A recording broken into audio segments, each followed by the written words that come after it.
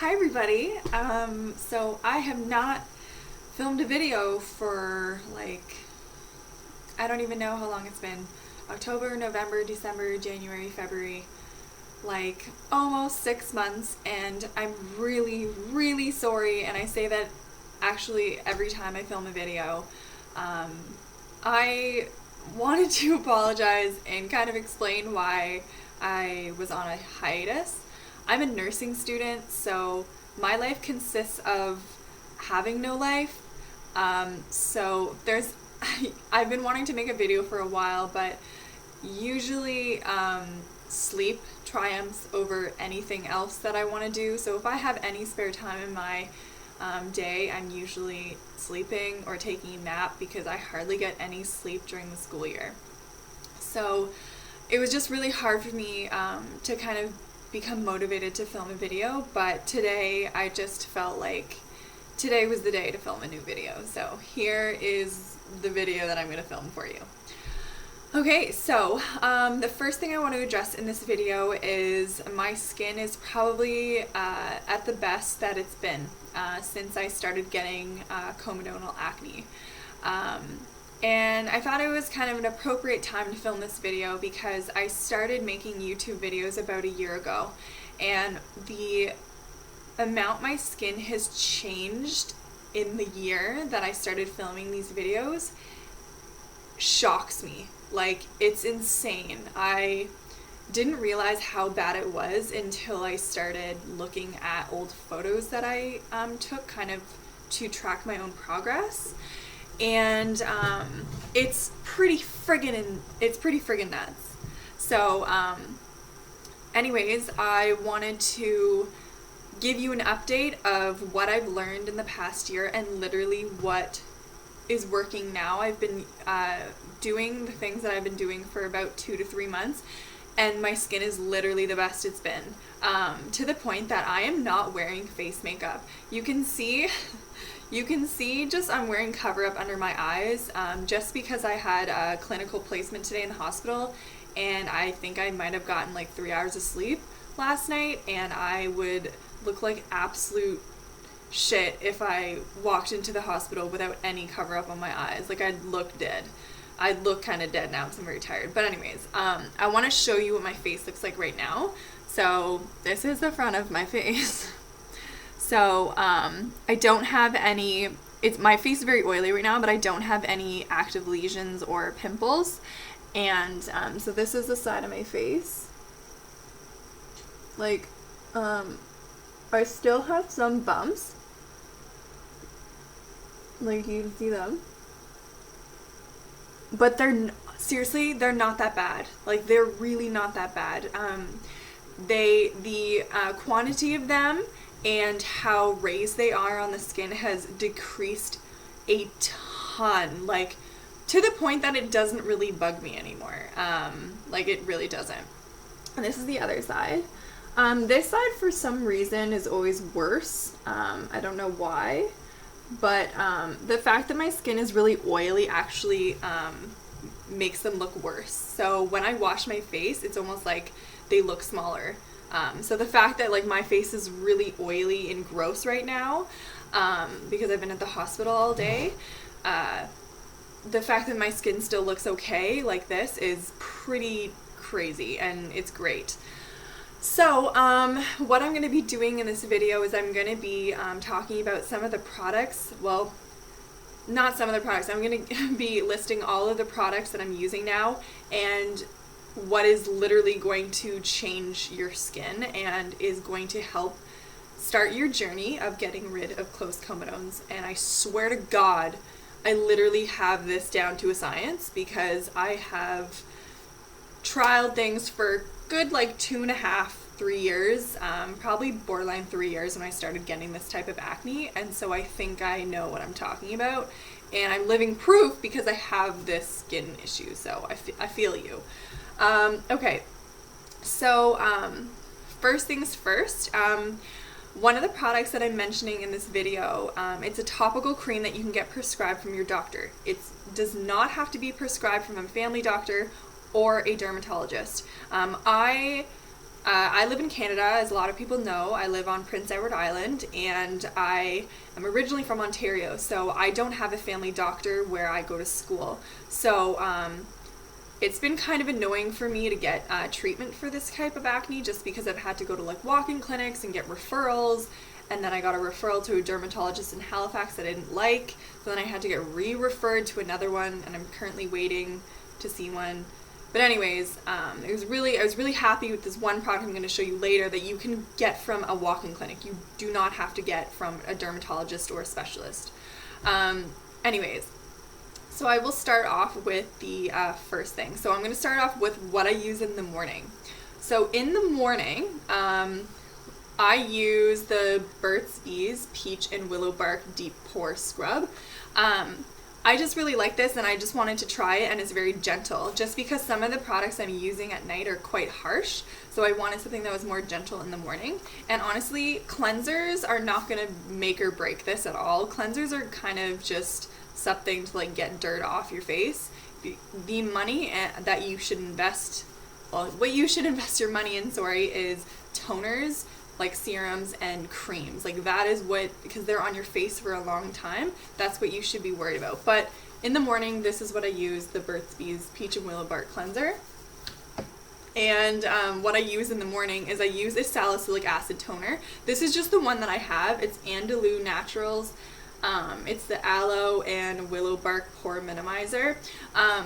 This is good as long as you're using some type of salicylic acid toner. It's good, but I wanted to use one that's it's still salicylic acid, but it doesn't have a lot of the harsh ingredients in it.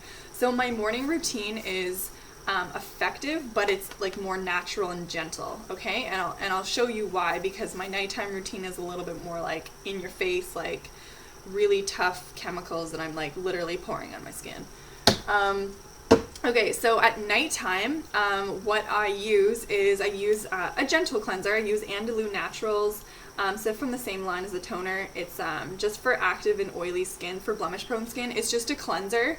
I believe it has salicylic acid in it and just like a bunch of other stuff. But this is like more gentle than like something like Clean and Clear, which has a lot of other shit in it, which you don't want to put on your face. Okay. And then after that, I put on, this is a toner, and I put this on every single night. This might not be good for you if you're starting off with like AHAs and BHAs and like acids and stuff. My skin's pretty tough, and it's very used to me using very strong acids on my face, so I'm able to use this every night. So I'm just cautioning you. So this is Neostrata. This is the purifying solution, 8% glycolic acid. I used to use the Peter Thomas Roth one. I ran out of it. I really liked it, and I don't live near a Sephora. So I just got this at a drugstore in Canada, Shoppers Drug Mart. This was a pretty decent price, and there's a lot in here, and I've been using this since December, like every night, so it's pretty good. Okay, and drum roll please, this is the best shit I've ever used. So far I'm seeing a huge difference with this. Okay, and I wanted to give a shout out to one of my subscribers. She actually direct messaged me on Instagram, and I'm so thankful. Thank you so much, Anna. Like, thank you so much. I just wanted to give you a direct shout out. So Anna has the same type of skin issue as I do, and a lot of you viewers do as well. And she suggested that I use something called Epiduo or Tacduo. So in the United States, if you live there, it's called Epiduo, but in Canada, it's called Tacduo Pump. So this is the medication, okay?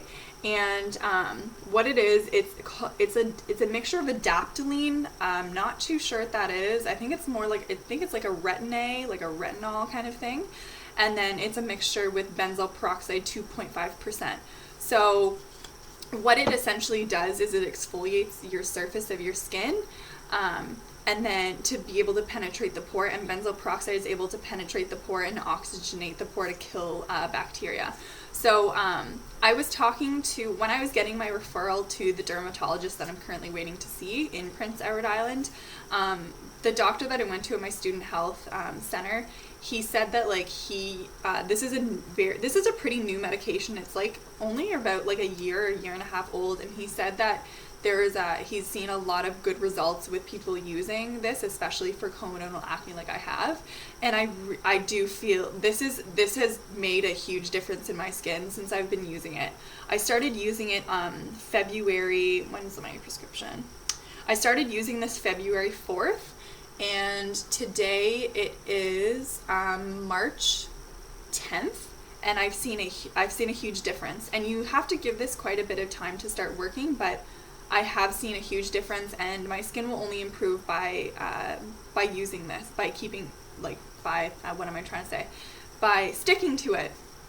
But since I still do have some of the closed comedones, I am still seeing a dermatologist, but I wanted something in the meantime, and this is working really, really well. So I'm very, very happy with that. Yeah, so that is what I am using.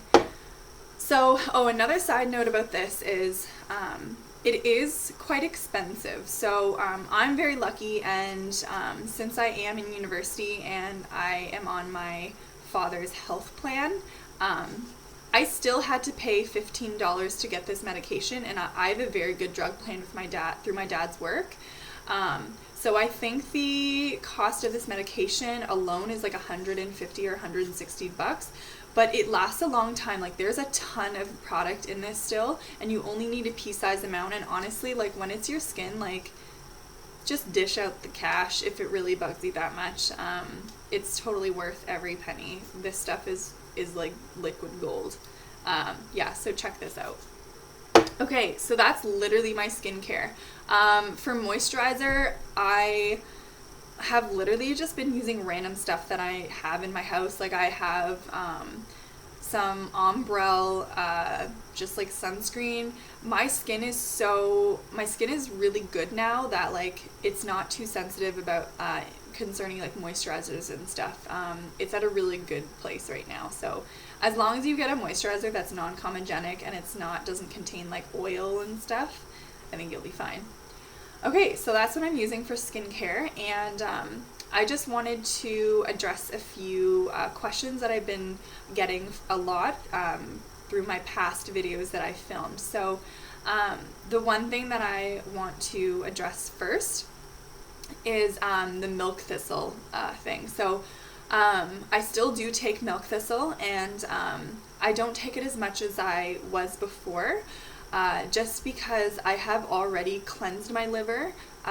Last May when I started taking milk thistle, I had the worst purge of acne along my jawline I've ever seen in my life. My skin looked the worst, but that's because I was cleansing my liver. So now I just take milk thistle as kind of like a maintenance thing. I might take, a few capsules every week, or like I might take a capsule every week. But before, I was taking like 3 capsules a day when I was doing my liver cleanse for like a couple months. So people were asking me what brand and what dose I use. So it doesn't really matter, but this is the one I have. It's called Organica Milk Thistle, and it's 250 milligrams. So I would take, and these are vegetarian capsules because I'm vegan. I don't eat any animal products. So these are 250 milligrams. Sorry, I'm an idiot. It is 250 milligrams. So 250 milligrams times 3. I'm really bad at mental math, but I'm sure you can calculate that at home because I'm not going to do math right now. Great. And the next question that I get a lot is, what makeup do I use? So actually lately, my skin is so at a point that I am very confident with my skin right now that I'm not wearing any makeup right now. So I just haven't been wearing makeup. I have eyeshadow and like cover up over my eyes and stuff so I don't look like a zombie. But yeah, that's what I've been using. And I use MAC Studio Fix foundation when I'm like going out, or like when I just feel like, you know, using something on my face. But my skin's not too sensitive to like a lot of foundations. Like I use Body Shop BB tea tree BB cream sometimes. But I do find that you know, if I'm going to wear makeup, it's usually when I have a lot of scarring and stuff. So I do use the MAC Studio Fix foundation and the MAC Pro Longwear concealer, which is like really good. Okay, and so the last question I get a lot is, why did I go off birth control? So I went off birth control, so this is kind of a long story, but I went off birth control because actually I broke up with my boyfriend at the time, and I was like, well, like, nothing's gonna be happening, so I'm just gonna get off the pill. And honestly, like, I've never really been consistent with taking the birth control pill. I was always like taking it late, or I missed days and stuff. Like I just didn't really, like, I cared, but I didn't really care, which is horrible, but whatever. And I've always been kind of into like holistic health and just being really conscious about like what you put in your body and stuff like that. So I just felt that like, since I wasn't in a relationship, I wasn't seeing anybody, it's not like I was having like consistent like sex and stuff like that, I just didn't find that being on the birth control pill was worth it for me. It also kind of freaks me out, like, that you're pumping your body with artificial hormones. Like, that's just weird to me, and I've had hormonal issues my entire life. Like, when I was in high school, I lost my period for 4 years because my hormones were so whack. So, I don't know, it's just I have a susceptibility to having, like, really wacky hormones. And that's what acne is caused from most of the time, is from hormones that are just, like, out of whack.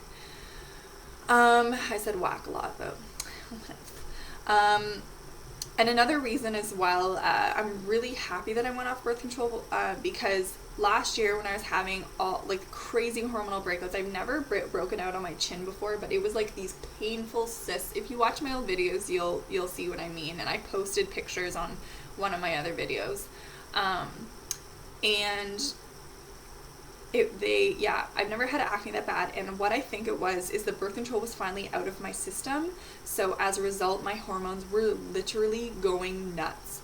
So because of those fluctuating hormone levels, because my body was trying to get rid of the birth control hormones and then kind of like regulate my natural hormonal levels and cycles and all that stuff, that it just came out on my face.